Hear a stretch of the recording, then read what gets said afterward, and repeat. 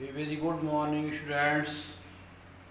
Today, my topic is theories of organic evolution, Lamarckism, जैव विकास के सिद्धांत। इस सिलसिले में कई सिद्धांत प्रस्तुत किए गए, जिसमें लेमार्कवाद का सबसे पहले लेमार्क ने इसको प्रस्तुत किया, इसलिए इसको लेमार्कवाद के नाम से जानते हैं।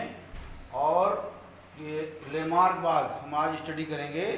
लेमार्कवाद, लेमार्किज्म, जैव विकास के सिद्धांत के रूप में लेमार्कवाद, डार्विनवाद, नव डार्विनवाद तथा उत्परिवर्तनवाद ये प्रमुख हैं।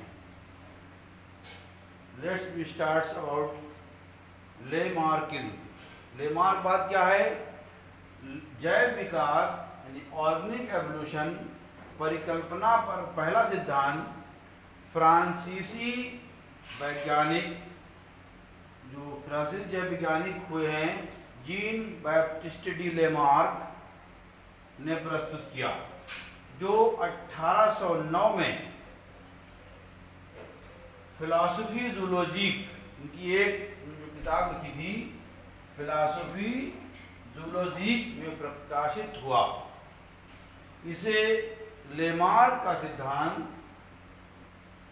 लेमार्कियन थ्योरी या उपार्जित लक्षणों की वंशागति का सिद्धांत, theory of inheritance of acquired characters कहते हैं। ये प्रिंसिपल 4 मूल धारणाओं पर आधारित है। यानी लेमार्क ने क्या बताया? सबसे पहला पॉइंट, वातावरण का सीधा प्रभाव, डायरेक्ट इफेक्ट ऑफ एनवायरनमेंट, अनुकूलन की प्रवृत्ति, एडेप्टेबिलिटी, अंगों का उपयोग तथा अनुपयोग, use and disuse of organs.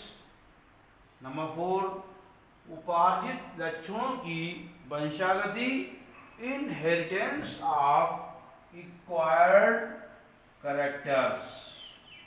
तो ये 4 लेमार्क थ्योरी जो है वो इन 4 पॉइंट्स पर बेस्ड है।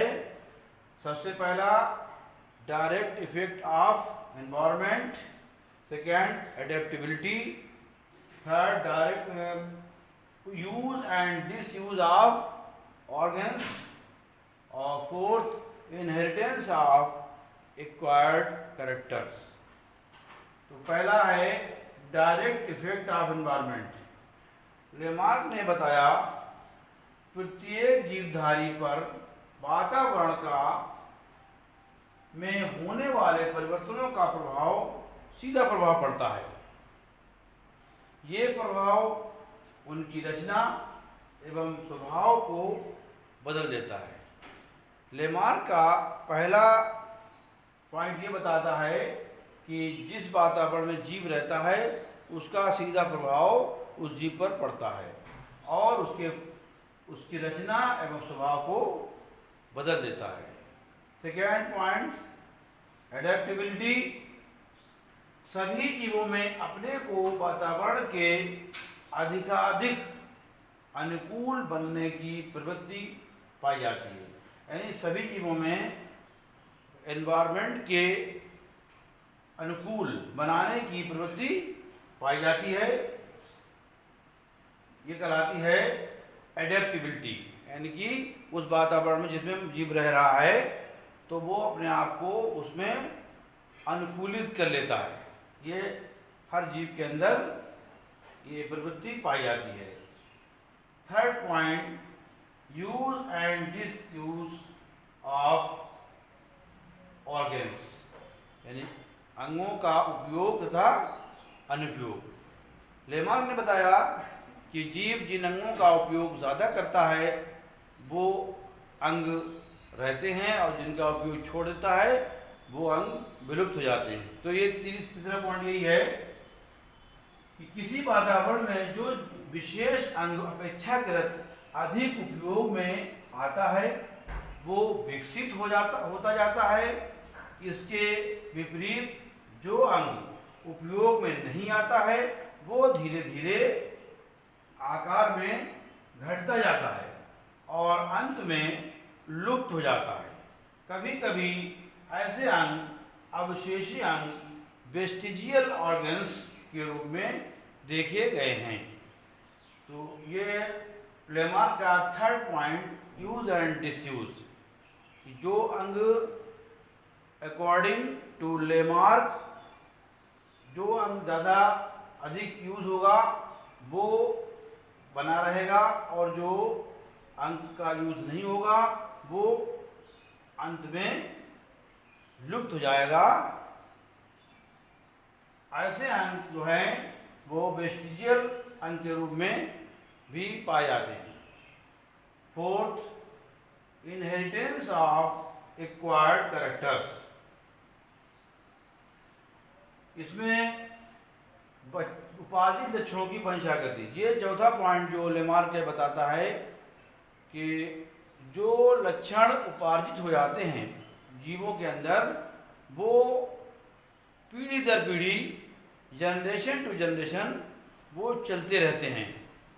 तो ये चौथा पॉइंट, वातावरण के प्रभाव से अंगों के अधिक उपयोग अथवा निरुपयोग से उत्पन्न हुए परिवर्तन संतति यानी कि संतानों में पीढ़ी दर पीढ़ी चलते हैं। संतति में भी उपयोग तथा अनुपयोग से ये परिवर्तन अधिकाधिक प्रभावशाली होते जाते हैं और अंत में कुछ भिन्न प्रकार के जीव बन जाते हैं। यानी कि मेंडल के अनुसार ये जो परिवर्तन इतने प्रभावी हो जाते हैं कि अंत में कुछ भिन्न प्रकार के जीव बन जाते हैं जो प्रारंभिक पैतृक जीवों से भिन्न होते हैं। जो पैतृक जीवों से भिन्न होते हैं, नए लक्षण वाले ये जीव नई जाति का निर्माण करते हैं। यानी इन्होंने जो बताया लेमार्क ने कि जो नए जीव इतना भिन्नता आ जाती है कि नए जीव बन जाते हैं और नई जाति का निर्माण करते हैं।